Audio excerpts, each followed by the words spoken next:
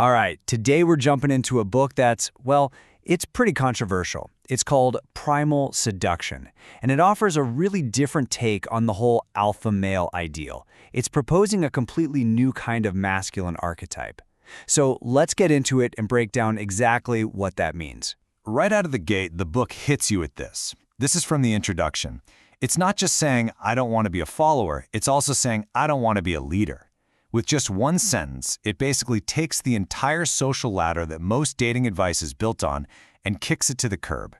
It sets the stage for a philosophy that plays a completely different game. So, what's the big problem this book is trying to fix? Well, it all starts with the usual advice to just be an alpha.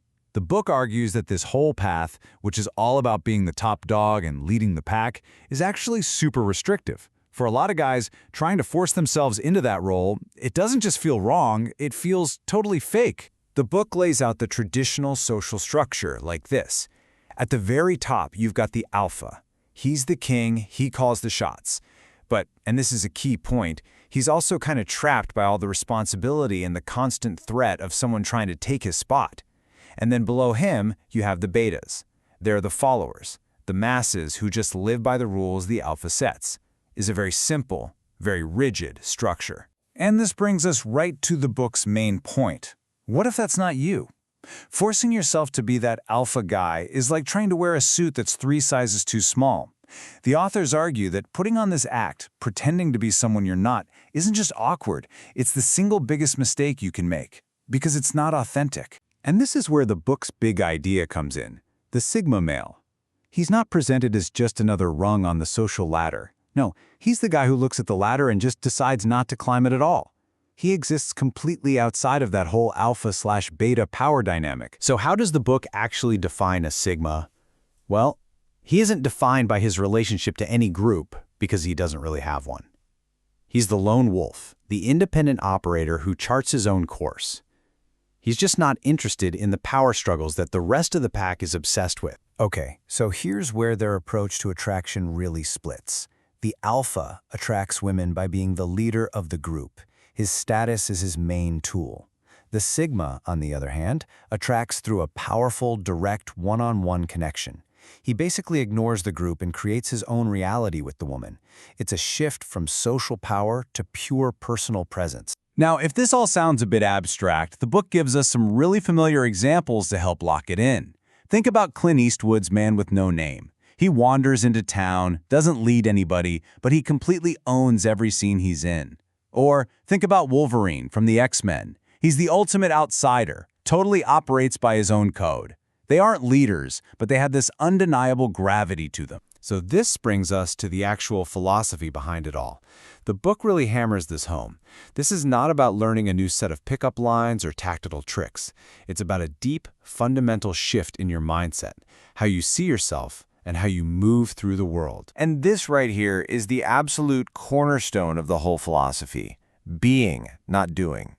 The idea is that true magnetic attraction doesn't come from the clever things you do or say. It radiates from who you fundamentally are. It's your real identity, your core self, and the powerful vibe you give off without even trying. The main tool for getting into this state of being is a concept the book calls the love bubble. The idea is to create this intense, private little world that's just you and the woman you're with.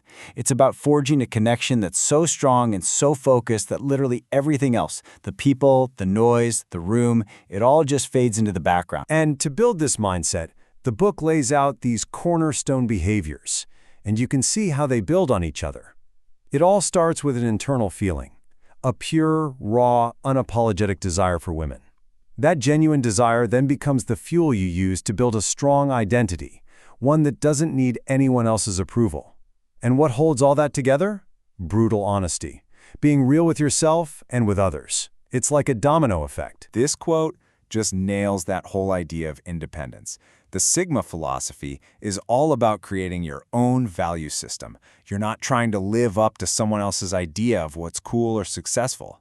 Your internal compass is the only one that matters. You decide what has value. Okay, so I know what you might be thinking. This all sounds great in theory, but how do you actually do it? And that's a fair question. The book doesn't just leave you with philosophy, it gives you a concrete plan to translate this whole mindset into real-world action. The book's method is positioned as the total opposite of those gamey tactics. Things like pre-canned stories or weird little insults designed to throw a woman off balance. Instead of all that, the focus is always on being direct, being authentic, and creating a genuine connection. The book's argument is that a real connection is way more powerful than any trick you could ever learn. And it's all laid out in a really structured 30-day action plan. You can see how it builds. Day 1, you're starting with the fundamentals, your aesthetic, your grooming, your style. By day 3, you're tackling the mental hurdles, like getting over approach anxiety. Then you move into more advanced skills like creating sexual tension by day 6.